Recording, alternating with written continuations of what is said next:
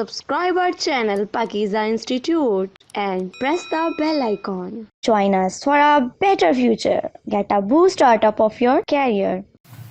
अस्सलाम वालेकुम, welcome to pakizainstitute.com। pakizainstitute.com की तरफ से मैं हूँ शुएब अहमद। तो व्यूवर्स, जैसा कि आपने इससे 2-3 दिन पहले हमने एक वीडियो अपलोड की थी जिसके अंदर हमने डिस्कस किया था कि वीडियो एडिटिंग की जो थ्योरी है वो क्या चीज़ है, क्या वजह होती है कि हम किसी से कोई फाइल वीडियो एडिटिंग की लेके आते हैं, हमारे वो कंप्यूटर पे वर्क नहीं करती, बहुत सी फाइल्स मिसिंग होती हैं।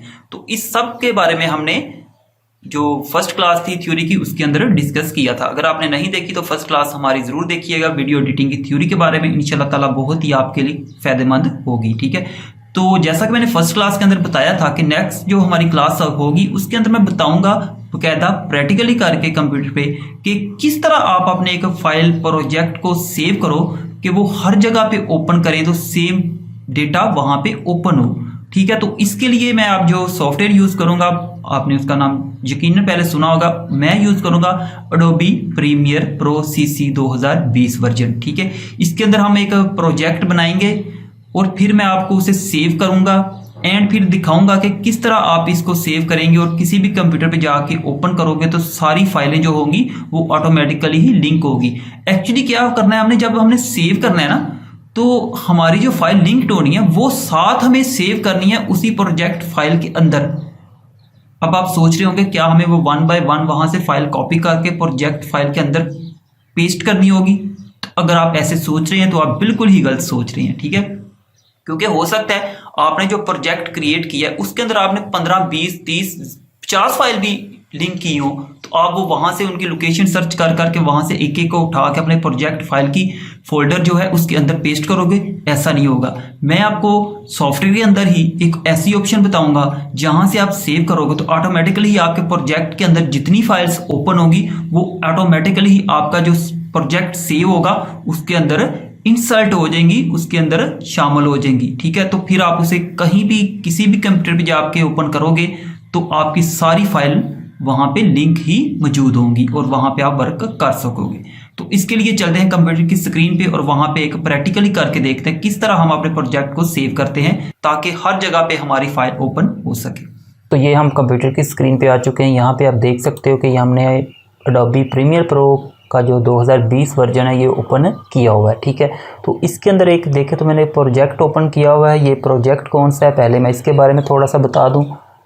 ये हमने अपने चैनल का बनाया हुआ है कि उसका समझ ले कि टेम्पलेट कह सकते हो, यहाँ पे प्रीसेट कह सकते हो, आई थिंक टेम्पलेट्स कहते हैं इसको। तो वो बनाया हुआ, क्या किया इसके अंदर इंट्रो लगाया हुआ आप देख सकते हो एंड यहाँ पे लोगो दिया हुआ है और ये अपना नाम है एंड ये जो नीचे स्लाइड चलती है वो रखी हुई है ताकि हमें बार बार ये अरेंज ना करना पड़े और जस्ट हम यहाँ पे अपनी जो रिकॉर्डेड वीडियो होती है उसको रखते हैं और थोड़ी बहुत ही उसके अंदर जो एडिटिंग वगैरह करनी होती है वो करके उसे रेंडर करते हैं एंड वीडियो रेडी हो जाती है और देन उसे अपलोड कर देते हैं। ठीक है, तो बताने का मकसद ये है कि ये देखें इसके अंदर हमने इसे मैं थोड़ा सा ऐसे करता हूँ कि बड़ा कर देता हूँ ताकि एक आपको क्लियर नज़र आ सके। तो यहाँ पे देखें तो ऑलमोस्ट इसके अंदर ये देखें तो यहाँ पे 9 आइटम ओपन है जिसके अंदर ये इंट्रो वगैरह और मुख्तलिफ किस्म के यहाँ पे जो मीडिया की फ़ाइल है वो है, वीडियो है, ऑडियो है, कोई इमेज वगैरह भी है इसके अंदर। ठीक है, तो अब हम इसको सेव करेंगे एज ए प्रोजेक्ट के इसको हम किसी भी कंप्यूटर में ओपन करें तो ये फ़ाइलें जो हैं ये उधर मिसिंग ना हो बल्कि ऐसे ही वर्क करे जैसा कि मेरे पास इस कंप्यूटर पे कर रहा है। तो उसके लिए हम क्या करेंगे, कोई इतना मुश्किल नहीं है, बहुत ही सिंपल सा काम है। उससे पहले बता दूं कि ये मैं आज तो आपको ये प्रीमियर प्रो पे ये तरीका बताऊंगा, उसके बाद भी आपको हो सकता है मैं आफ्टर इफेक्ट पे भी किस तरह प्रोजेक्ट को सेव करते हैं उसके बारे में भी बताऊंगा। ठीक है, फाइल पे आएंगे, सेकंड लास्ट ऑप्शन देखें तो प्रोजेक्ट मैनेजर। ठीक है, इसके ऊपर आपने क्लिक करना है तो यहाँ पे आपके सामने कुछ इस तरह की ये विंडो अपीयर होगी। यहाँ पे कोई सेटिंग वगैरह चेंज करनी चाहो तो कर सकते हो, बट मैं आपको रेकमेंड करूँगा कि इसे आप बाय डिफ़ॉल्ट ही रहने दीजिएगा। उसके बाद यहाँ पे देखें तो डेस्टिनेशन पाथ की ऑप्शन नज़र आएगी। यहाँ पे हम क्या करते हैं, अपनी जो डेस्टिनेशन लोकेशन है जहाँ पे मुझे इस प्रोजेक्ट को सेव करना है वो सिलेक्ट कर लेते हैं। तो ब्राउज़ पे जाएंगे एंड यहाँ पे मैं डेस्कटॉप पे आता हूँ। यहाँ पे ये फोल्डर मैंने क्रिएट किया प्रोजेक्ट का, ठीक है।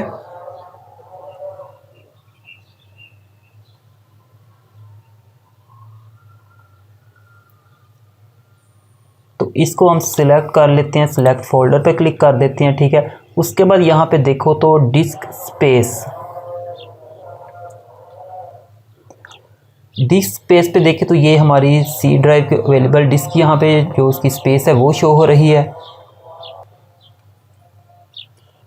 उसके बाद देखो तो यहाँ पे देखें तो ओरिजिनल प्रोजेक्ट साइज, लेकिन यहाँ पे आप देखोगे कि यहाँ पे आपको अननोन की ऑप्शन नज़र आएगी, मतलब कि हम जो प्रोजेक्ट सेव कर रहे हैं इसका साइज़ क्या होगा वो आपको यहाँ पे अभी शो नहीं हो रहा।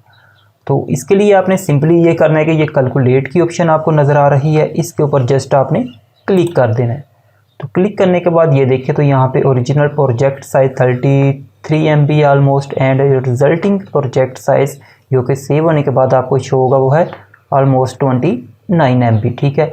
उसके बाद क्या करेंगे, अभी यहाँ पे देखें तो ओरिजिनल प्रोजेक्ट साइज़ आपको 33 MB का, ठीक है। अभी मैं इसे सेव नहीं कर रहा, मैं इसे कैंसिल कर रहा हूँ, ठीक है। यहाँ पे अब क्या करूँगा मैं, यहाँ पे मैं एक वीडियो फाइल इंपोर्ट करने लगा हूँ। ये एक वीडियो फाइल है, पहले इसका साइज़ देख लेते हैं। ये ऑलमोस्ट 100 MB की है, ठीक है। इसको मैं यहाँ से ड्रैग करके यहाँ पे प्रोजेक्ट के अंदर यहाँ पे रख लेता हूँ, ठीक है। ये हमारी ही कोई वीडियो है, हाँ जी। उसके बाद अगेन मैं वापस आता हूँ प्रोजेक्ट मैनेजर पे। ये फाइल मैंने क्यों इंसर्ट की है ये अभी आपको यहाँ पे मैं बताता हूँ। पहले हमारा जो प्रोजेक्ट साइज़ था वो था ऑलमोस्ट 33 MB, ठीक है। अब हमने एक 100 MB की जो फाइल थी वीडियो फाइल वो इंक्लूड की है अपने प्रोजेक्ट के अंदर। कैलकुलेट पे अगेन क्लिक करता हूँ। अब देखो तो यहाँ पे हमारी जो वीडियो फाइल जितनी MB की थी उतना यहाँ पे हमारी जो प्रोजेक्ट साइज़ है उसका साइज़ भी इंक्रीज़ हो चुका है, ठीक है। इसे भी मैं यहाँ से भी ओके नहीं कर रहा। वैसे जब हम सेव करते हैं यहाँ पे सेव एज पे आके फॉर एग्जांपल डेस्कटॉप पे मैं इसे सेव कर देता हूँ, ठीक है। ये हमारा प्रोजेक्ट देखें तो आप सेव हो गया। इस पर मैं राइट क्लिक करके इसकी प्रॉपर्टी दिखाऊँ तो 78 KB है जस्ट। इट्स मीन कि इसके अंदर आपकी जो फाइल्स हैं वो बिल्कुल भी इंक्लूड नहीं है। इसी वजह से अगर आप ये फ़ाइल किसी को सेंड करोगे तो वो वहाँ पे वर्क नहीं करेगी। इवन कि अगर आप ये फ़ोल्डर भी सेंड करते हो, ये देखिए ये भी ऑलमोस्ट 78 KB का ही है, ठीक है। तो ये जस्ट ये होता है कि ऑटो सेव के लिए क्रिएट हो जाता है ऑटोमेटिकली, अदरवाइज़ इसके अंदर कोई प्रोजेक्ट आपका सेव नहीं होता। वापस प्रीमियर को ओपन करते हैं एंड वापस फाइल पे आके प्रोजेक्ट मैनेजर पे आते हैं, ठीक है। एंड यहाँ पे कैलकुलेट को अगेन ऑन करते हैं तो ये देखें ओरिजिनल साइज़ 137 MB शो हो रहा है। अब मैं यहाँ पे लोकेशन सेलेक्ट कर लेता हूँ, डेस्कटॉप पे आके प्रोजेक्ट सेलेक्ट कर लेते हैं, ओके कर देते हैं, ठीक है। अब मैं क्या करता हूँ, अपनी जो ये प्रीमियर है इसको क्लोज़ कर देते हैं, ठीक है।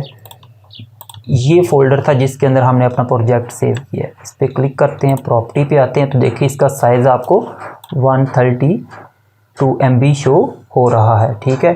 अब इसके अंदर क्या क्या चीज़ें आई हैं, ठीक है। ये वाला जो था इसके अंदर मैं दिखाऊं तो इसके अंदर आपको जस्ट यही वाली जो फाइल है हमारी, यही इसका बैकअप समझ सकते हो, आपके क्रिएट हुआ है इसके अंदर। लेकिन प्रोजेक्ट जो हमने सेव किया कंप्लीट प्रोजेक्ट, इसको ओपन करता हूँ एंड यहाँ पे आएँ, ये देखें वो जो वेबसाइट वाला था। उसके बाद ये देखें तो ये इंट्रो है हमारा और ये जो लोगो था ओपन करके दिखा देता हूँ। ये देखें ये लोगो भी आ चुका है। ऐसे ये देखो जो स्टार्टिंग पे इंट्रो था हमारा मोबाइल वाला, वही आपको ये देखें तो देखने को मिल रहा है यहाँ पे भी, ठीक है। मतलब यहाँ पे देखें तो आपकी वो तमाम फाइल्स, इवन के यहाँ पे देखें ऑडियो पे आते हैं तो यहाँ पे हमने कोई ऑडियो आई थिंक अलग से नहीं शामिल की थी, जबकि वीडियो मैंने आपको सामने इंसर्ट की थी। इसको ओपन करते हैं तो जो वीडियो थी वो भी आपको यहाँ पे देखने को मिलेगी। ये देखें ये है वो वीडियो जो हमने बाद में अबाव 100 MB की इंसर्ट की थी। 103 MB साइज़ था और इसे डेस्कटॉप पे जो साइज़ है वो भी मैं आपको दिखा देता हूँ। ये देखें तो सेम इक्वल साइज़ है, ठीक है। तो ये देखें इसके अंदर अब वो तमाम फाइल्स जो हमें वहाँ पे प्रीमियर प्रो के अंदर इंसर्ट की थी आपके प्रोजेक्ट फाइल के अंदर भी वैसी की वैसी उसी साइज़ के अंदर शामिल हो चुकी हैं। अब इसको यहाँ पे ओपन करते हैं।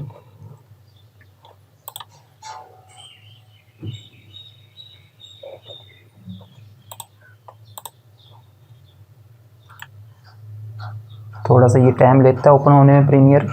तो ये देखिए सेम वैसी ही फाइलें अब आपके सामने यहाँ पे भी ओपन हो चुकी हैं। ये देखिए तो वो जो लास्ट पे हमने फ़ाइल ओपन की थी, वीडियो फाइल जो अपने यहाँ पे ये इंसर्ट की थी टाइमलाइन पे, वो भी ये देखें तो सेम वैसे ही यहाँ पे मौजूद है।